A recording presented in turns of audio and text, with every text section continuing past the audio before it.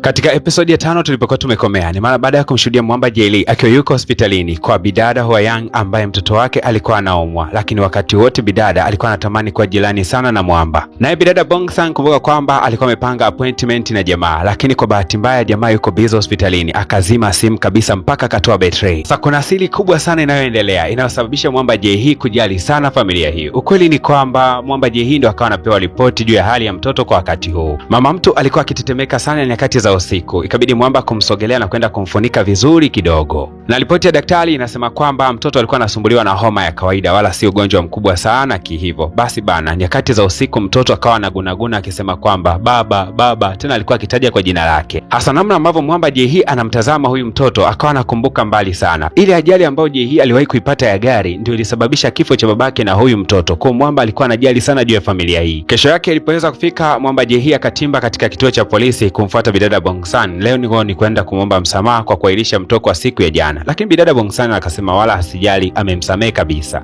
Ila bidada Bongsang alitamani kumwambia Mwamba kwamba anampenda, lakini Mwamba Jaylee alionekana kuwa ni mtu mwenye mawazo sana. Kitu hiki kilionekana kinamkela sana bidada, kwa sababu Mwamba alikuwa ameondoka na kumwacha bidada akiwa anashangaa tu, ni kwa nini jamaa amenipotezea kiasi hiki? Akamtembelea daktari wake na kumwomba ushauri. Daktari akasema ni kitu cha kawaida tu kwa watu wanaopendana, sometimes mood zinakopo haziko sawa, kwa hiyo usihofu, ni jambo la kawaida kutokea katika mahusiano, uwe na amani tu. Bidada ndo kidogo akapata amani ndani ya moyo. Hasa bidada Bongsang alikuwa amepigiwa simu na rafiki yake anayefahamika kama Yang Hee. Huyu rafiki yake alikuwa amemwalika katika tamasha ambayo itakwenda kufanyika hivi karibuni. Sasa bidada Bongsang hakutaka kabisa kushiriki hilo tamasha kwa sababu Mwamba Yang Jay huenda atakuwepo katika mitaa hiyo, lakini Yang Hee akamwambia kwamba nimekuandalia tiketi ya VIP, yani katika hiyo eneo huwezi kukutana na mtu wa kawaida hata kidogo, ni eneo tulivu zaidi. Bidada akawa amekubali. Sasa hizi tiketi zote alizokuwa amemwandalia, kumbe bana bidada huyu ana kaka yake anataka ajiunge na mambo ya polisi. Akasema nimekualika wewe Bongsang kwa sababu nataka umpambanie pia kaka yangu, yani hakikisha kwamba anapata kazi katika jeshi la polisi tafadhali sana. Lakini dakika hizo akaja mwanamke mmoja hapa dukani na kuanza kusema kwamba nimekuja kurudisha begi lenu kwa sababu limechubuka. Sasa bidada akamwambia kwamba umekaa na begi letu umelitumia miezi mitatu, limechubuka na unakuja kulirudisha, hiyo kitu haipo kabisa. Basi huyu mteja mwanamke akaanza kushauti piga makelele sana, kitu ambacho kikasababisha bidada Hwayang aweze kutimba katika maeneo hayo. Akauliza kuna shida gani? Alipoelezewa akawa anaomba msamaha kwa niaba ya huyu mfanyakazi wake.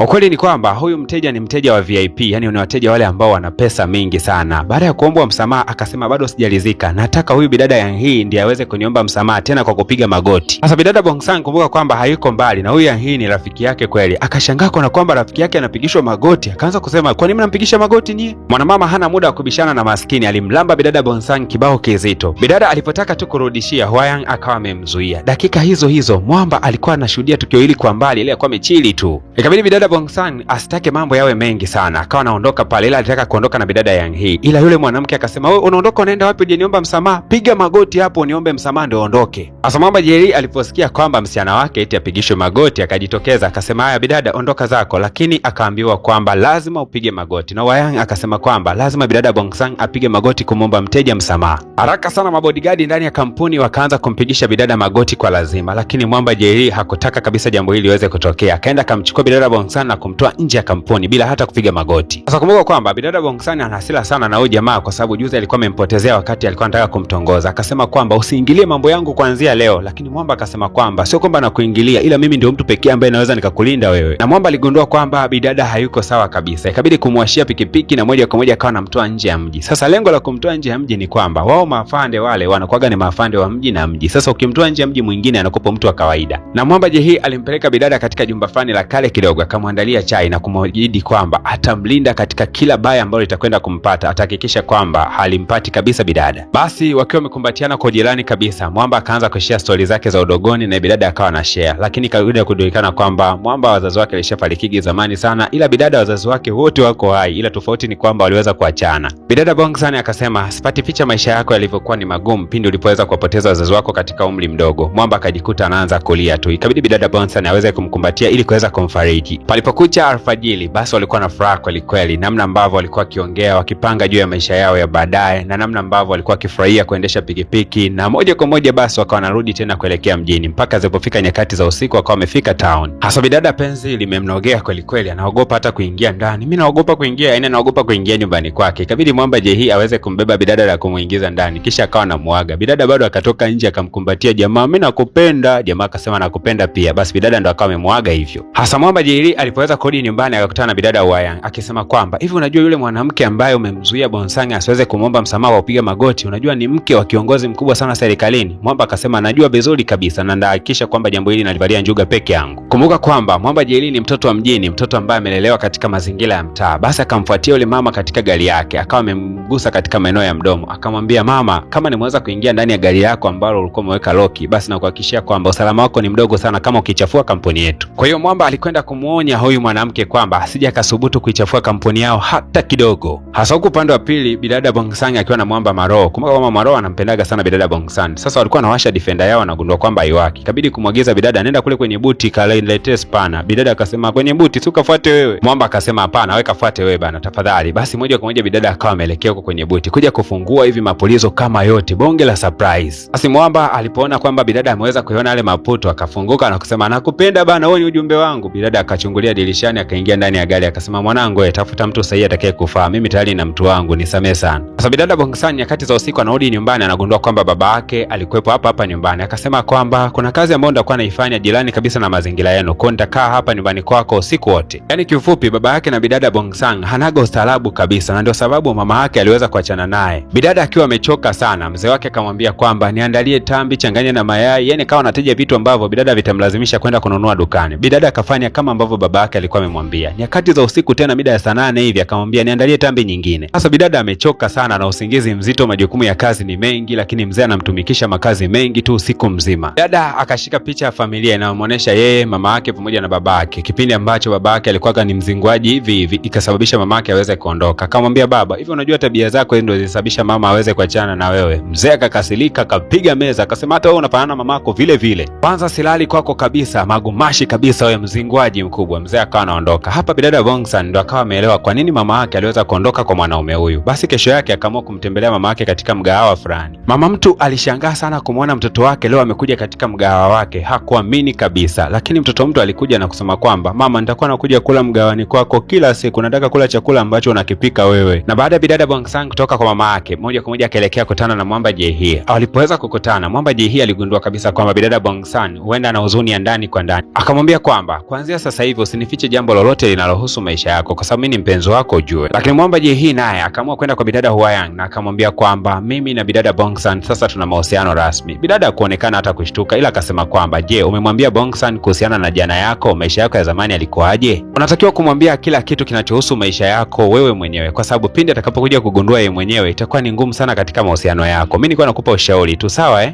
Lakini kuna kitu ambacho Hwayang alikuwa anakionaga kila wakati anamwonaga bidada Bongsan anaelekea kwa yule daktari wa akili. Akaanza kuhisi kwamba huyu bidada ana changamoto gani? Ikabidi kwenda kumfuata yule daktari na kuanza kumuuliza, huyo bidada anayekujaga hapa ana shida gani? Sasa kutokana na sheria za kidaktari huruhusiwi kutoa taarifa za mgonjwa mwingine kwa mtu mwingine, mtu baki. Moja kwa moja mzee akasema kwamba siruhusiwi kutoa taarifa yoyote ile ya mteja wangu, samahani sana. Kwa kitendo cha daktari huyu kumkatalia bidada Hwayang kumwambia ukweli juu ya bidada ama anasumbuliwa na tatizo gani, basi kitu ilimkela sana. Yeye akajikuta amekasirika ndani ya moyo wake vibaya mno. Hasa ili kuweza kujua bidada Bongsan anasumbuliwa na nini, moja kwa moja akatembelea kituo cha polisi na kusema kwamba anataka kwenda kumwalika katika shughuli fulani. Lakini kwa bahati mbaya akamkuta bidada Bongsan anaongea na Kim. Akaanza kuwaza na maana wao wanajuana Basi akili ya haraka ikawa amefikiria kwamba anataka kutafuta modo wa kampuni ambaye bila shaka atakuwa ni bidada Kim. Kwa hiyo akawa ameandaa barua ya mwaliko na akampelekea bidada Bongsan akisema kwamba tuna utambulisho wa modo wetu mpya wa kampuni, tunakuhitaji na wewe uwepo katika maadhimisho hayo. Lakini bidada Bongsan sio mpenzi sana wa maeneo ambayo yana kelele, kwa hiyo alikataa ule mwaliko. Lakini Hwayang akasema kwamba unatakiwa kuniomba msamaha kwa kile ulichoweza kusababisha katika kampuni yangu siku ya jana, na mimi nitakusamehe endapo tu utakuwa umekubali hiyo barua ya mwaliko. Bidada hakuwa na namna yoyote, akawa amekubali ile barua ya mwaliko. Sasa bwana, bidada Bongsan siku ya leo alikuwa anataka kumleta boyfriend wake hapa nyumbani, ila akawa anawaza bidada Kim yupo. Sasa ngoja nimpigie kwanza bidada simu, nikijua kwamba yuko jirani basi simleti boyfriend wangu, ila nikijua kwamba yuko mbali ndamleta. Ikabidi kumpigia. Bidada akasema kwamba bana, mimi na mikazi mingi huko ndachelewa kurudi mpaka kutoka mida ya saa 4 usiku. Basi Bongsan alifurahi kweli kweli, akajua leo atamwalika boyfriend wake. Lakini dakika 10 tu mbele bidada Kim akawa amekuja amebeba mizigo kama yote. Anasema kuanzia sasa hivi nimesajiliwa kuwa model katika ile kampuni. Bidada Bongsan alifurahi kusikia kwamba Kim ameweza kupata kazi. Huku upande wa pili Mwamba Jae-hee alikuwa amemtembelea daktari wa akili. Akawa anamuuliza ni kwa nini bidada Hwayang anatamani mimi nisiendelee kujificha silika yangu bali nijidhihirishe kwamba mimi ni mkurugenzi katika ile kampuni. Daktari akasema huenda bidada Hwayang hatamani kukuona katika hali hiyo ya udhaifu ulionayo kwa kipindi hiki. Anatamani kukuona katika standard yako kama bosi mkuu katika kampuni. Kwa ni muhimu sana ukatii maagizo yake. Basi Mwamba Jae-hee akala bonge la suti. Siku ya leo anaingia ofisini kama mfanyakazi mkubwa na mkurugenzi. Itakuwaje kwaje? Tukutane katika episode inayofuatia, naamini kwamba itakuwa na mambo mengine mazuri zaidi. Nakukumbusha kwamba hii picha imedhaminiwa na mtu ambaye ukigusa alama ya kusubscribe hapo utaona kuna channel ya chini yake. Baada ya kugusa hiyo channel utagusa alama ya kusubscribe. Huyo mtu ndo anayesababisha tamthilia hii iweze kutoka. Kwa hiyo ni muhimu sana mkamsupport ili tuweze kusonga mbele kwa haraka zaidi.